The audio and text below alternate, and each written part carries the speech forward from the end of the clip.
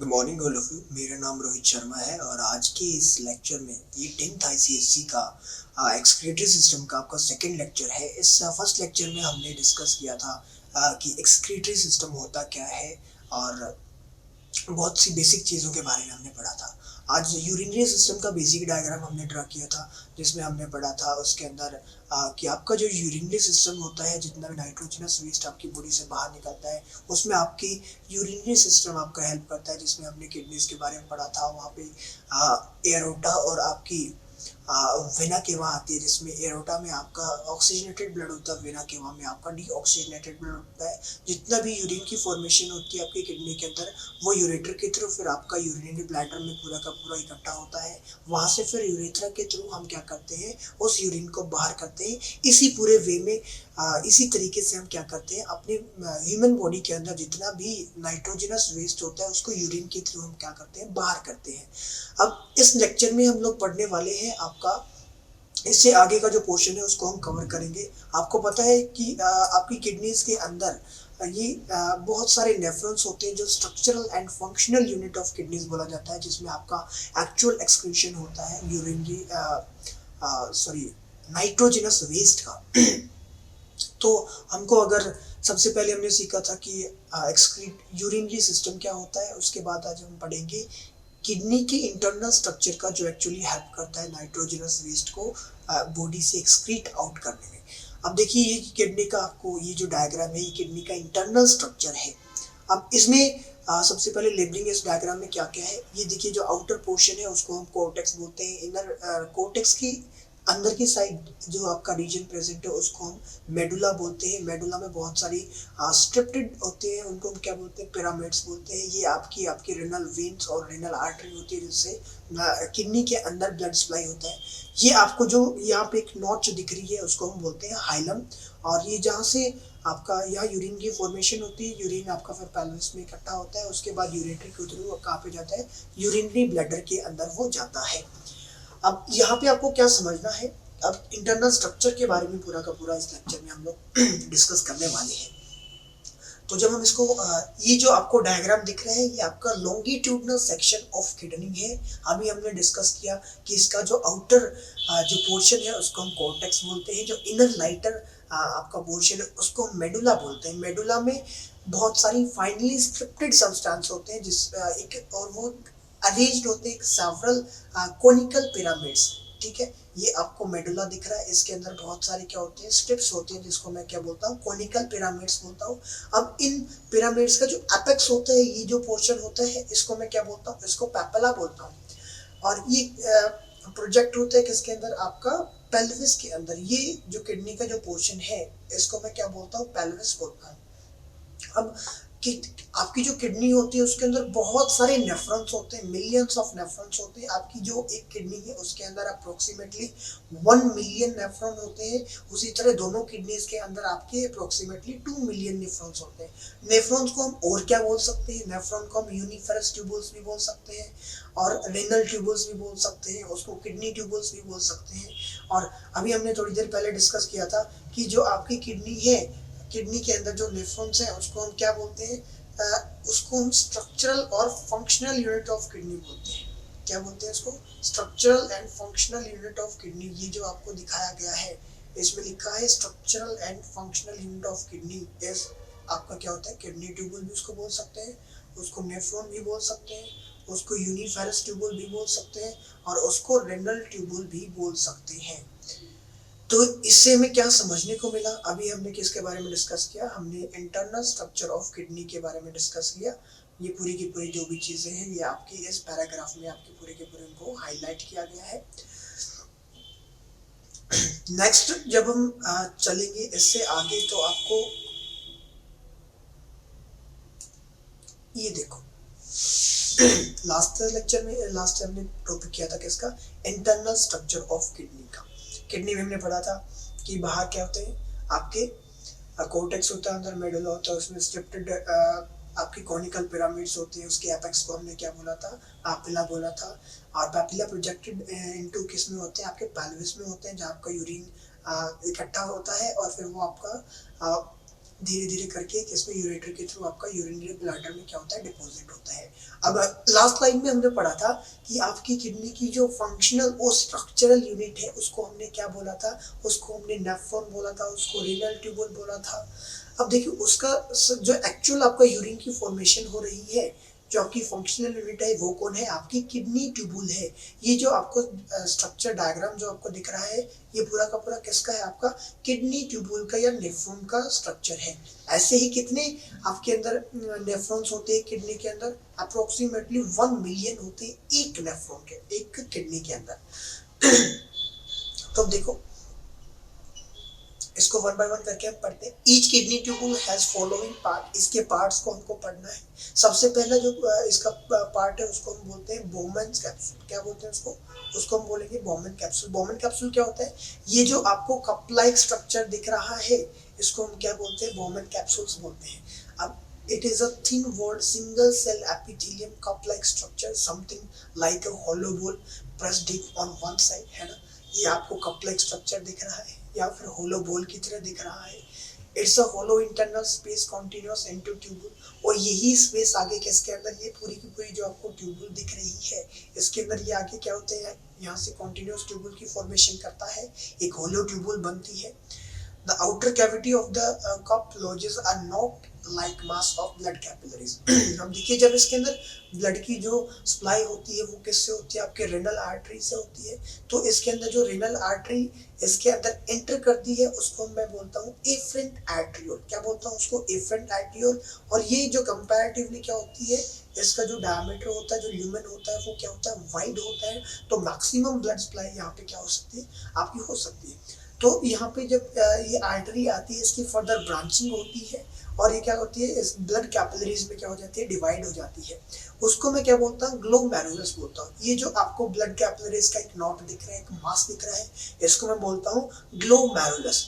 जब मैं दोनों की बात करूँ किसकी, जब बोमेन कैप्सूल और आपका ये जो नॉट लाइक मास है जिसको मैंने क्या बोला, ग्लोमेरुलस बोला, इन दोनों को कंबाइन करके मैं क्या बोल सकता हूँ, इन दोनों को कंबाइन करके मैं बोलता हूँ मैलफिजियन ट्यूबुल्स। क्या बोलता हूँ उसको, इसको मैं बोलता हूँ मैलफिजियन ट्यूबुल्स, या फिर मैलफिजियन कैप्सूल बोल सकता हूँ, या फिर इसको रेनल कैप्सूल भी मैं बोल सकता हूँ। समझ में आया।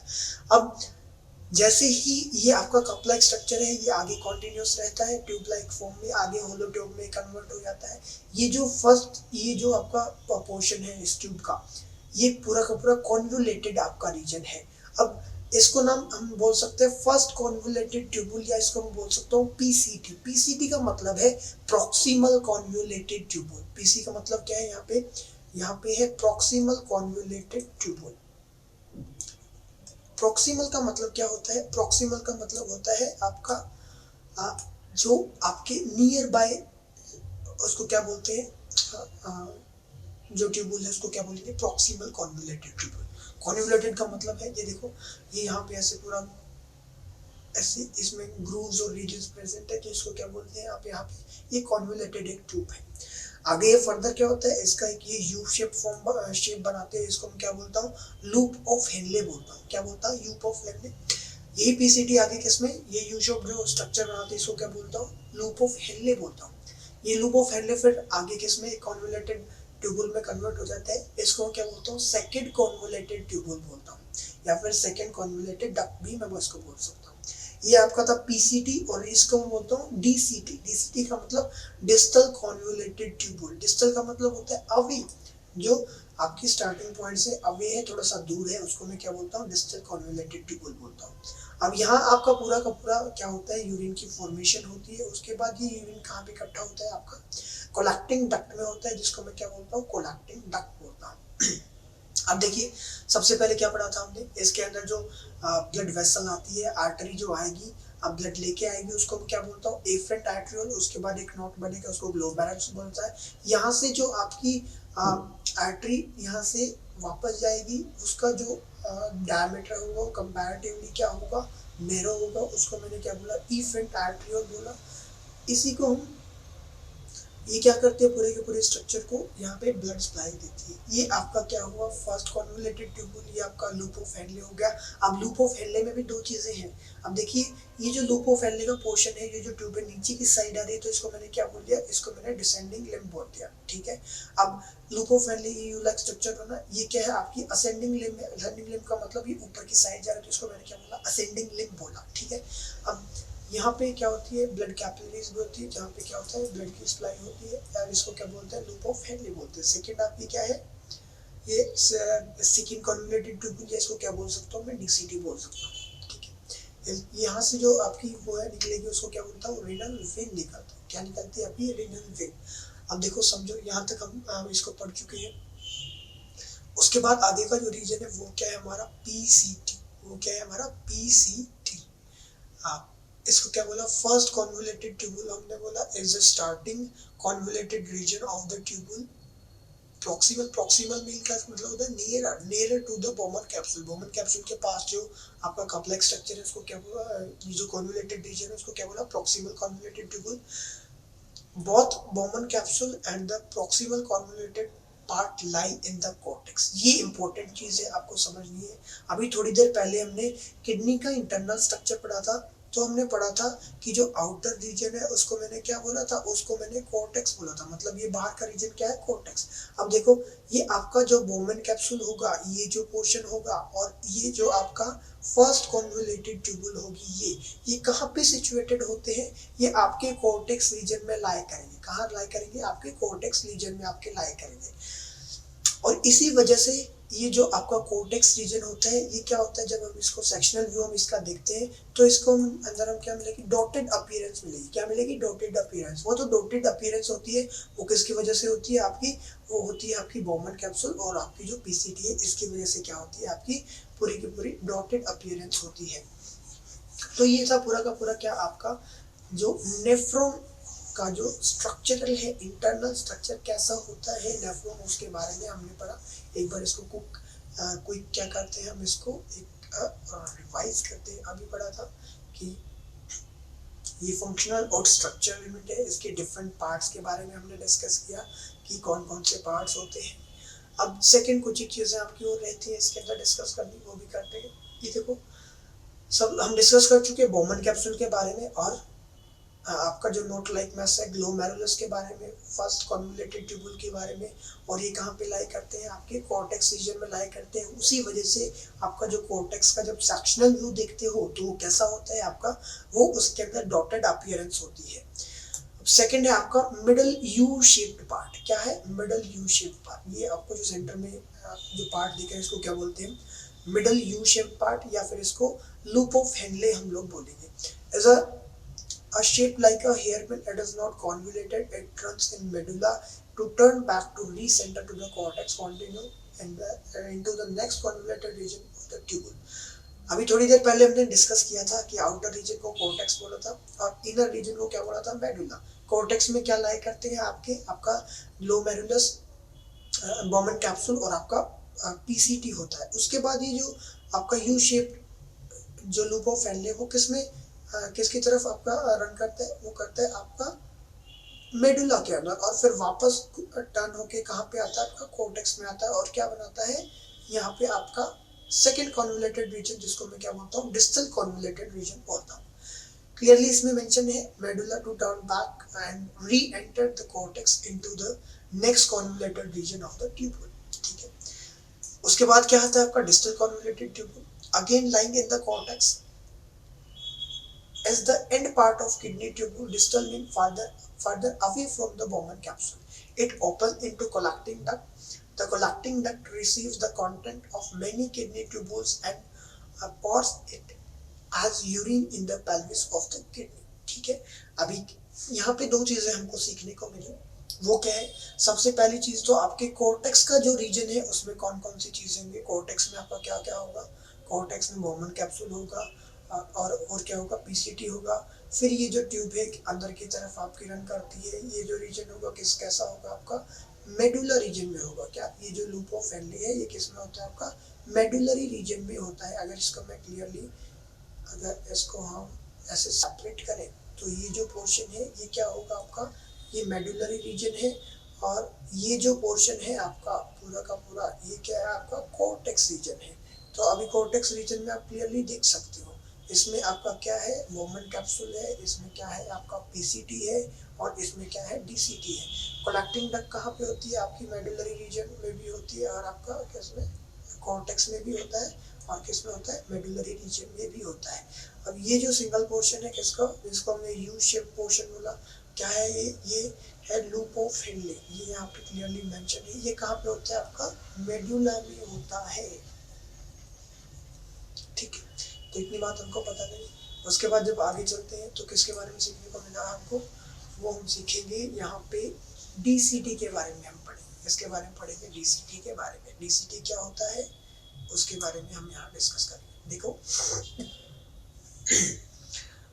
distal convoluted tubule again lying in the cortex is the end part of the kidney tubule. Distal means farther and away from it opens into collecting duct. The collecting duct receives content of many kidney tubules and pours it as urine in the pelvis of the kidney.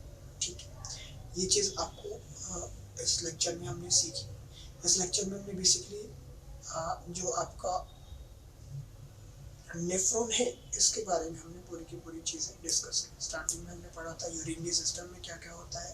Next urinary system के अंदर जो kidneys होती है उसके अंदर millions of nephrons present होते हैं। क्या होते हैं, मिलियंस ऑफ आपके नेफ्रॉन्स होते हैं। नेफ्रॉन क्या करते हैं, आपका यूरिन की एक्चुअली फॉर्मेशन होती है कहाँ पे होती है, नेफ्रॉन्स के अंदर होती है। किडनी का इंटरनल स्ट्रक्चर के बारे में हमने डिस्कस की कुछ एक चीज़ें। उसके बाद स्टार्टिंग हमने की थी कहाँ से, आपकी नेफ्रॉन से स्टार्ट किया था। नेफ्रॉन के बाद उसका पूरा का पूरा डिटेल स्ट्रक्चर हमने ड्रॉ किया था। तो इस लेक्चर में इतना ही पढ़ेंगे। नेक्स्ट लेक्चर में आगे का जो पोर्शन है उसको हम क्या करेंगे, कवर करेंगे, और धीरे धीरे इस टॉपिक को क्या करेंगे हम खत्म करेंगे।